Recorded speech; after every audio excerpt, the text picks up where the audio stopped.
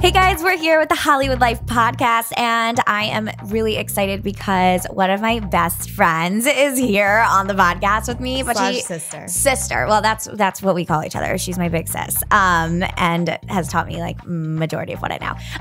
And she also happens to be a reality TV star on Summer House on Bravo. So Lindsay Hubbard is here to talk all things Summer House and just life with me. Yes, and we're a little bit hungover, so so bear with us. We went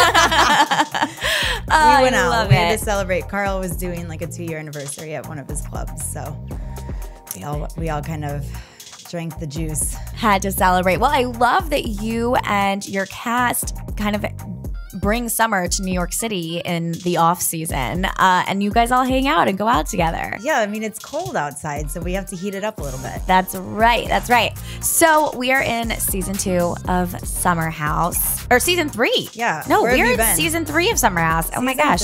Season 3 of Summer House. You have been on since the start. Day one. You are a OG, and there's not that many OGs left on this show. There's 3 of us. There's 3 of you. So what would you say is the biggest difference between season 1 to now season 3? Oh gosh. Personally, even. Just for personally, Lindsay. I mean, I think, season 1 I was in a relationship, as we saw, and that didn't go over so well. Season 2, I was single, and I kind of got back to my, fun, flirty side of me. And you know what, this season it's like more of a deeper focus on myself, and you see my ex-boyfriend every now and then, but it's hard to let go sometimes. I think that's like a natural thing. But then I meet a new guy, which you guys are gonna meet him not this coming week, but the week after. So in a couple weeks you'll see a little bit of, he's Turkish, so it's fun. It's different. Definitely different. He was different for you in so many different ways, but I think his outfits are really gonna get people going. Oh, for sure. For sure. He wears a lot of vests. A lot of vests and a lot of bright colors. Very bright. So not New York City. Yeah, no. But, good for him. Right. He has good, fashion sense. It's just, very different. Very different. So you're single, obviously, this season as well. Yeah. And well, except for the boy that we're about to meet. How do you say that this season is better than the last 2? It's different. Like there's definitely still a lot of drama, but we have 3 new housemates, right? Yeah. Like, so, I think at this point we're, a month into the season, and at which point we were a month into the summer. Mm-hmm. So we're really starting to either develop those friendships or not. So, it's an interesting dynamic, and it's definitely different from past seasons because, when we all started this show and, it was our big group of friends, and all of us have been going to the Hamptons for years. So we obviously don't have the same, housemates as the last couple of seasons, and we have 3 new people, and personalities are really starting to finally come out, and we see how those mesh or don't with the rest of us. Mm-hmm. Well, speaking of which, this Monday's episode, you kind of clash with Jourdan, who is one of the new cast members. Tell me a little bit about what is going down.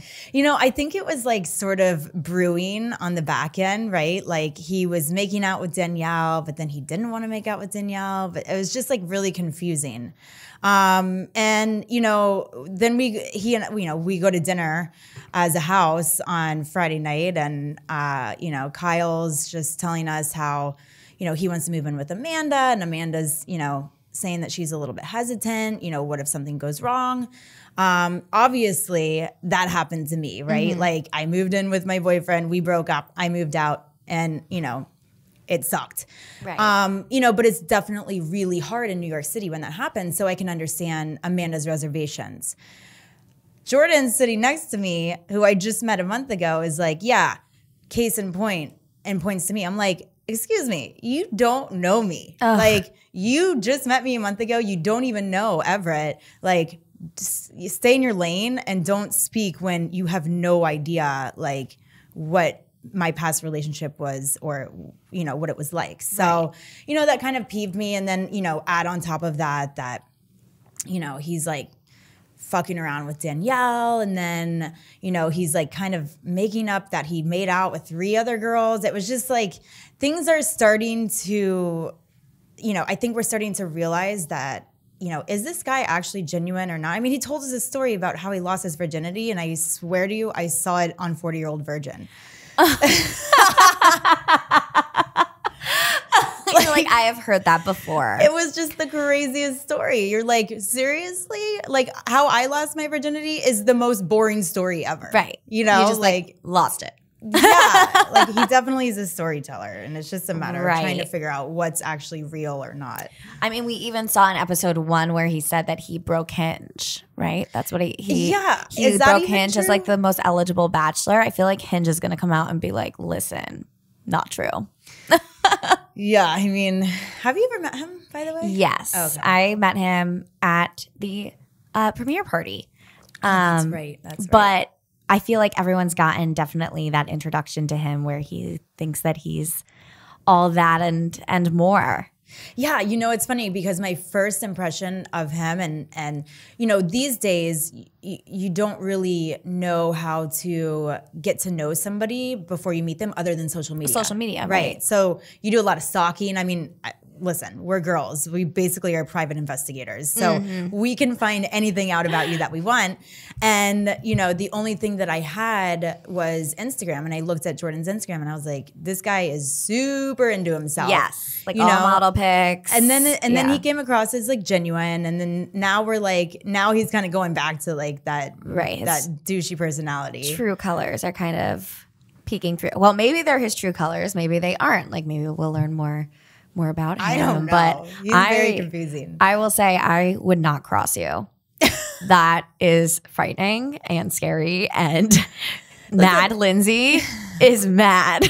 She's angry. I mean, listen, I feel like I have a pretty level head, but like, you know, one thing I am is like a very, very loyal friend. Right. And, you know, I think that you see how I am as a friend when it comes to Danielle. You know, it's like, you know, if somebody's messing around with my friend, like that mama bear is going to come out of me, you know, like I'm very protective and, you know. Because you're a great friend. She's a great friend. Right. I would like to think so. She is. Yeah. So, I mean, listen, like you guys, you're innocent, but if like you fuck with me, like it's the worst thing you could ever do for me. Sometimes you just don't come back from that.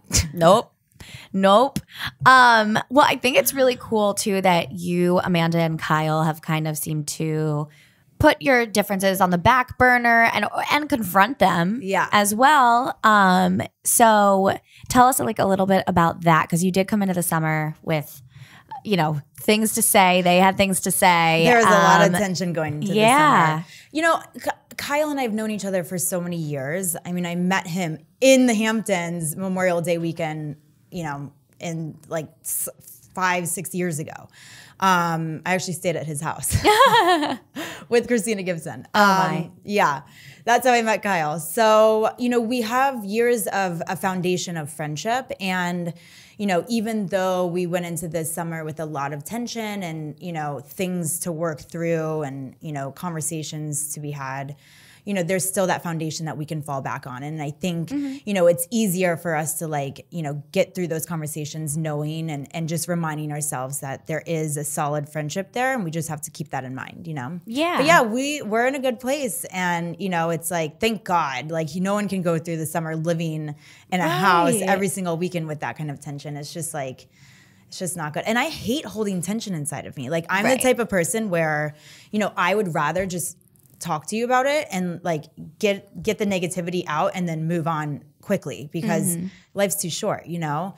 And that's, you know, what I wanted to make sure happened with Kyle and Amanda. Yeah. You know, there's no point in holding tension. No, and it doesn't make for, you know, a fun show. Like you guys are also, it's not just the show, like you guys are out there every weekend. This is your summer. you don't want it to be filled with that. Yeah, no. Absolutely not. You guys as viewers don't want to watch Right, that. exactly. You want to watch us like partying and having fun together. Right. Well, and another storyline that people definitely are really liking is Karl and Paige.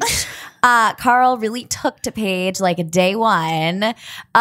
So tell me, what are your thoughts on that and them as a potential couple? Our kitchen pantry has gotten so much action lately. I mean, Karl and Paige making out in the pantry like nonstop. Kyle fell asleep in the pantry. Oh my gosh. That was probably like an all-time favorite of the season so far for me, is Kyle falling asleep in the pantry. But yeah, Karl and Paige, it's interesting because I've never seen Karl be the aggressor or the one chasing after a girl. Right. And, it's usually girls going after him and him being like, no, no, no. But for him, for things to switch and him going after Paige and Paige not really giving him what he wants, but like kind of, is so funny. So, when Paige is sober, she doesn't like give Karl the time of day. Right. But then when Paige drinks, we actually call her Pam. So when Paige drinks, like all of a sudden she's making out with Karl. And, I feel for Karl because we've started getting really close this summer. And, again, a little bit protective, and I don't want to see him get hurt either. I feel like it's like me constantly like trying to rally like Danielle and Karl. I'm like, what are you guys doing? But you'll still see more of, the Karl and Paige, romance sort of take its turns throughout the rest of the summer and see where it goes. But yeah, they definitely like a good pantry makeout for sure. Oh yeah. Will we see you in the pantry? No. I actually told them, I was like, you guys should put cameras here. Oh my gosh, what a terrible idea. It's the one place. That and bathrooms, there's no cameras. Oh my gosh. Well, because I feel like no one would think to put a camera in the pantry. But. My favorite thing is watching everyone wake up. Like this past Monday, I wake up and I have a statue zebra just staring at me in my bed. Oh my gosh, that's like Godfather shit. I'm like, oh, what's up, Wesley Stripes? That's the name of my zebra. I love it. Amazing. Well, so I mean, Chrissy Teigen is a new watcher. She's a fan. She just tweeted. Isn't I know. That great? It's so great. What was your response to that? I mean, was that so exciting for you? I mean, I'm just waiting for that Barack Obama tweet. Oh yeah, he follows me on Twitter. Yes, he does. Wait, that's so cool too. Like, how did you get that follow? I don't know. So I mean, we're boys, obviously. Obviously, like your me buddies. and Barack. No, I think it was when he was running for president, and he probably had a lot of interns working for him, and the interns were like, "Go follow all the millennials in the world." I mean, I'm pretty sure he follows like 700,000 people, and it's like they're all probably our age. How I got chosen, I don't know. Me. But I also have connects, like. Yeah, I mean, why wouldn't he follow you? I have, Danya, my best friend, lives in DC. I was thinking from Danya. She's friends with Michelle Obama's right-hand girl. Like, maybe she had something to do with it. I don't know. My girl, Lindsay. Maybe he watches Summer House and just won't admit it. I feel like he'd be into Bravo. I would love for, like, all the celebrities to start coming out. Like, we got Chrissy Teigen. Now I'm waiting for, like, John Legend. And then maybe, like, Kanye, what if he's like throwing down some Summer House on a Monday night? Yeah, like I know that they really enjoy watching Family Feud, so like he probably flicks back and forth. I mean, I'm gonna see Michelle Obama in a couple of weeks, so I'm gonna ask her. Ask her. Definitely ask her. Report back. So is there, besides Barry O and Chrissy Teigen, like could Chrissy come on the show? Like, can you, why don't you try to get her on the show? I mean, if she wants to, make a trip to the Hamptons, we would love to have her. Put her up in a room, like give her, a nice setup. And Stassi's gonna come on the show, right? Yeah, so Stassi and Bo and Katie and Schwartzy, they come out in a couple of weeks. So you guys will see how our friends, live the Hamptons life. I mean, they're LA. Right. LA comes to the Hamptons. So it's always interesting when that happens, right? Like Hamptons is such like a unique, different experience, even for like LA people. So it's like interesting to see, how they jive with the Hamptons. Would you ever want to do a crossover and go on Pump? Sure. I mean, I used to live in LA, so I feel like it's just like normal. Yeah. And we're the same age, and we're all friends, so it's like, we kind of have this similar kind of drama as they do, and they're a group of friends, and I think it would be natural. Yeah, natural choice. Well, speaking of which, in addition to being like a hot reality star babe, you also are a boss babe. Oh, thanks. And I look up to you so much when it comes to your dedication to your work. So Hub House PR, you branched out on your own and created your own PR company. Yeah.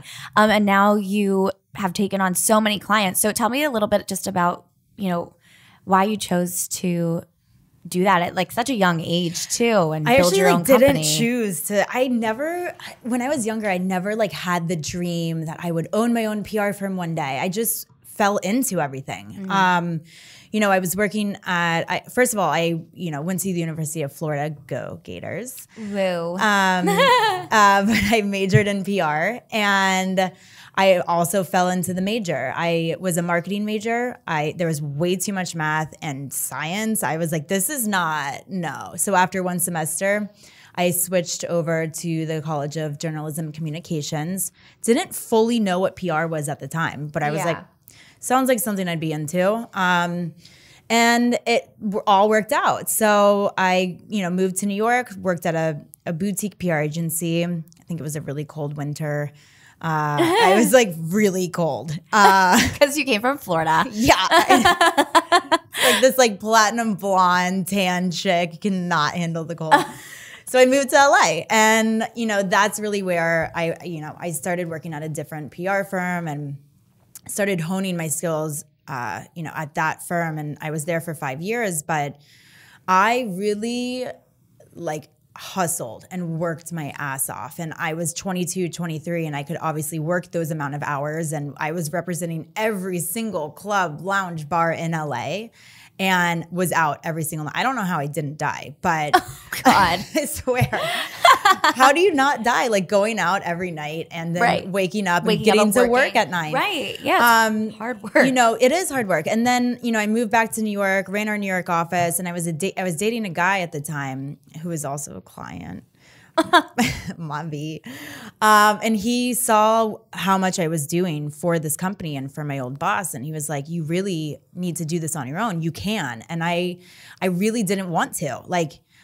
I know my strengths, which is client-facing, media-facing, but I also know my weaknesses. And the business end of business is not for me. Right. I don't want to do accounting. I don't want to pay insurance. I don't want to deal with the taxes. I don't want to deal with salary and employees and payroll.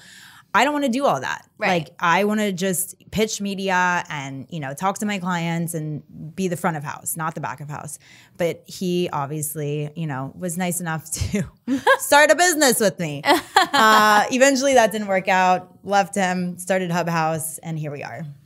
And you're doing so well. So you have Woodpecker by David Burr. Yeah, so I have, I represent all lifestyle clients. Actually, I was just talking to my girl, Tony.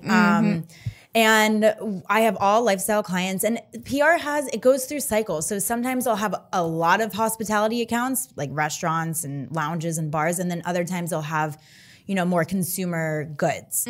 So I have a couple of different restaurants in New York, and I have a baby stroller brand. Yeah. Which we're actually launching. It's an Australian brand. We're launching it in the US next week. I love the night pillow, and the Kardashians. I'll use the night pillow. The Kardashians, everyone. I mean, truly all the housewives. It's so wonderful for your face. Did you actually get any sleep if you didn't sleep on a night pillow? The answer is no. No. I have, who else? I have Justin Gallivan. He trains all the Victoria's Secret angels. So I'm hoping that in the next 2 months, I'm going to start looking like a supermodel. Yes. And we're going to do an Adventures with Ali with Justin and Lindsay too.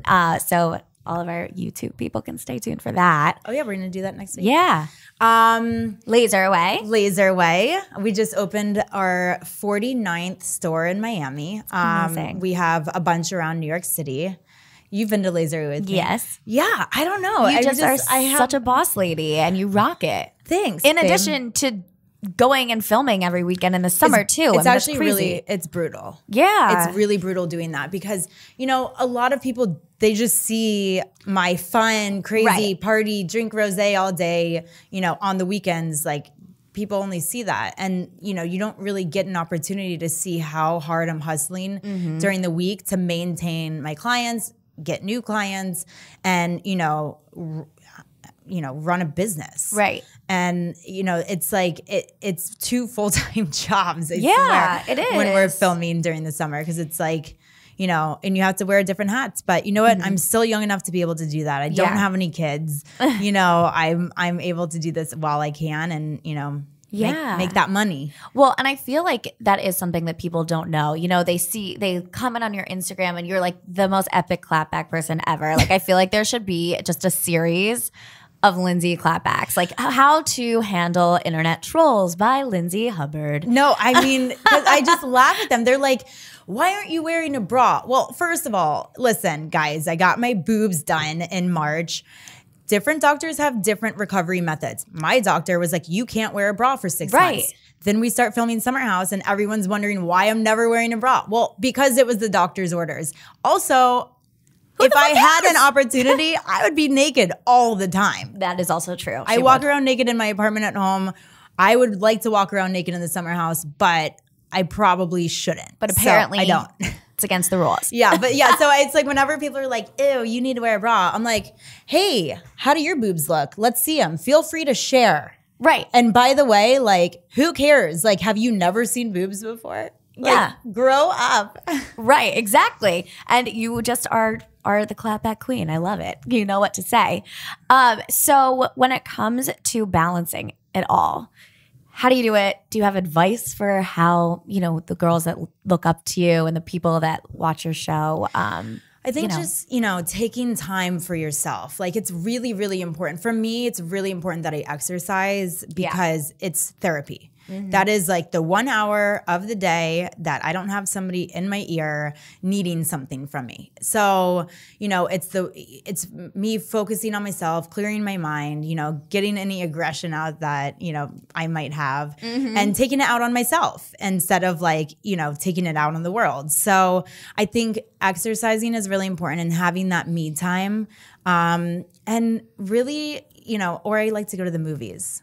Oh, I'm like a huge and like old school traditional, like go to the theater. The theater. Yeah, I love going to the movie theater. And sometimes I go by myself. Oftentimes I go by myself. Yeah. Just get some popcorn. Get your because I get so consumed by movies, I just don't think about anything else that's going on in my life. I love that so much because I love going to movies and I do go by myself too because I think it's also really important to be able to be alone with yourself and just to enjoy the act of being alone. For sure. I completely agree. It's like a lot of people are scared to be alone. And actually, it's like you get to know yourself better if you are. And then the more you get to know yourself, you can decide what makes you happy and not. Exactly. And it's easier to communicate. Also, I'd say have a lot of sex. That's always helpful. You know, you got to just like you get that release out. I mean, I think that's good advice. Yeah, my dad's not going to be listening to this, so True. I can say that. Yes, exactly. So, but safe sex. Oh. I mean, it's more about pull and pray for me. And I'm, you know, 32 at this point. It's fine. It's fine. I can have a child. Also, I will raise it for you. If it happens, you know, it just whatever. I'll be fine. It'll have a lot, you know, this baby would have a lot of aunts and uncles. It would probably be a cool ass baby. Yeah, I would hope so. Yeah, for sure. Very well dressed too. Oh, Paymon colors. Green pants. Green pants. And little vests. Vests. I love it. Oh my gosh, that's so funny.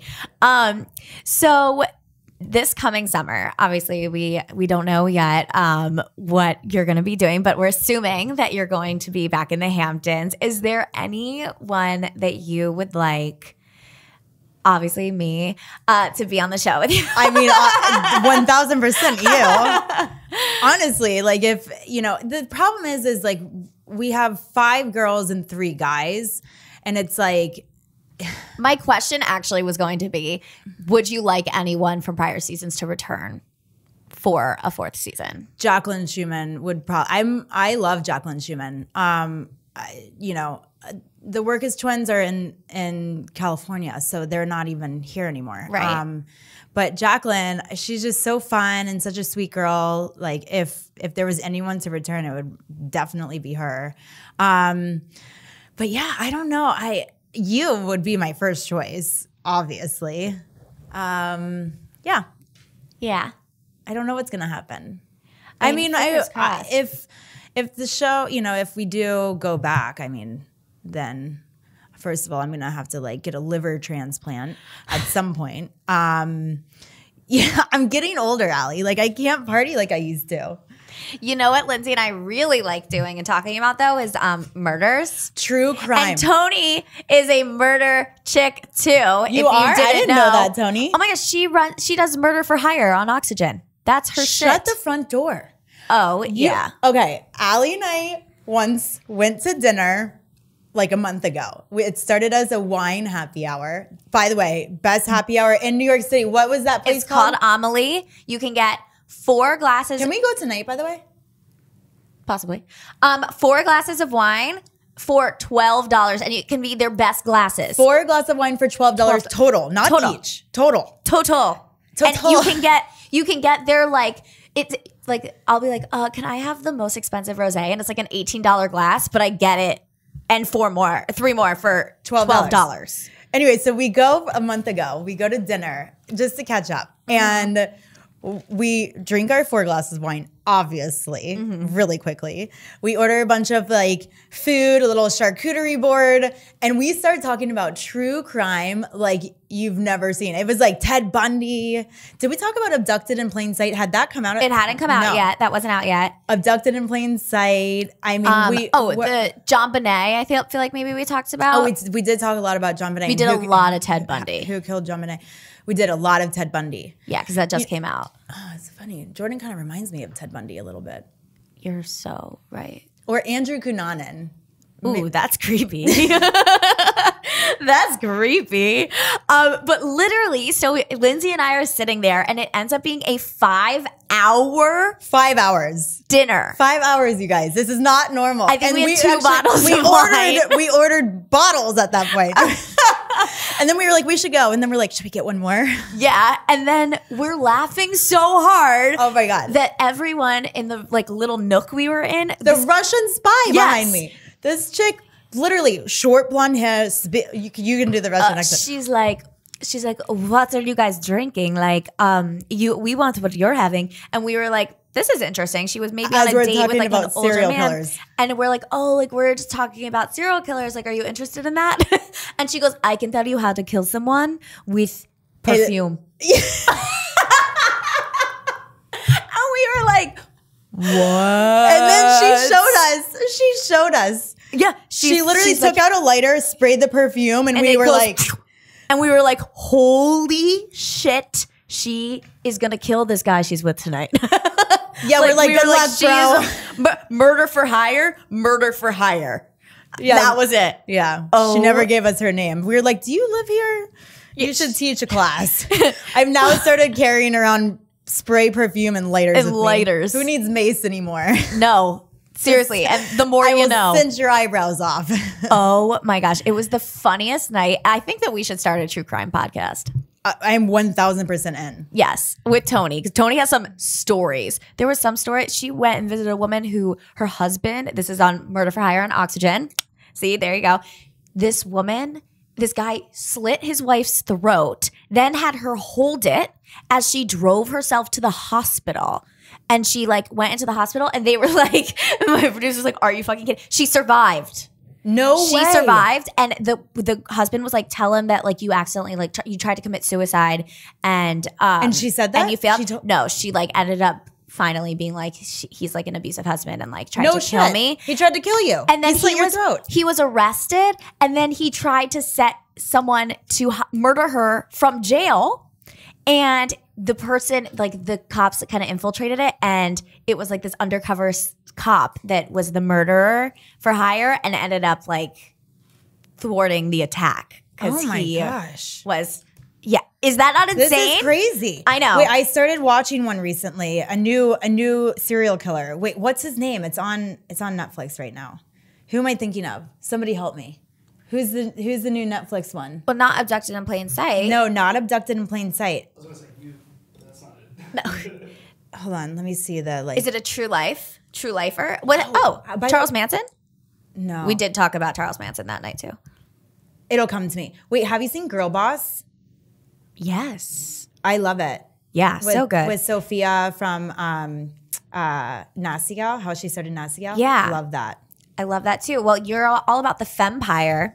So Oh yeah, she for sure like gave me a lot of, inspiration. I was like, yeah, girl. She just wouldn't take no for an answer, and that's what you have to do. yeah, I like that you just said fempire. I know. Shout out to Callie on that. I love it.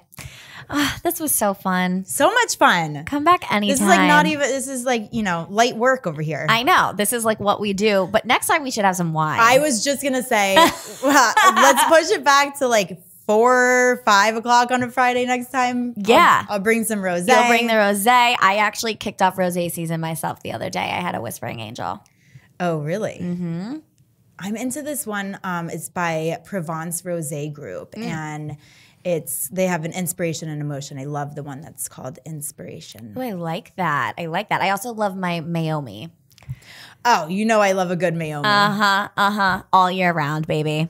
And like Wolfer Estate, they have Summer in a Bottle. Summer in a Bottle's so good. And it's different. Yeah. Which I like. It's like it has like a little bit more of a fruity taste than like the typical dry rosés that we drink. So I like that. Love it. It's rosé season all season when you're friends with Lindsay Hubbard. Obviously. And it's like 65 tomorrow, so we're celebrating. Yeah, 1,000%. I love you. I love you. Thank you for coming. And make sure to watch Summer House Mondays, 10 p.m. on Bravo. Yes. Be there. You don't want to miss it. Miss it or miss Lindsay's boobs. Or I'll introduce you to Ted Bundy. I will Ted Bundy you. I will Ted Bundy you. I'll Russians by you with perfume and a lighter. Oh my gosh, I love it. Thanks, babe.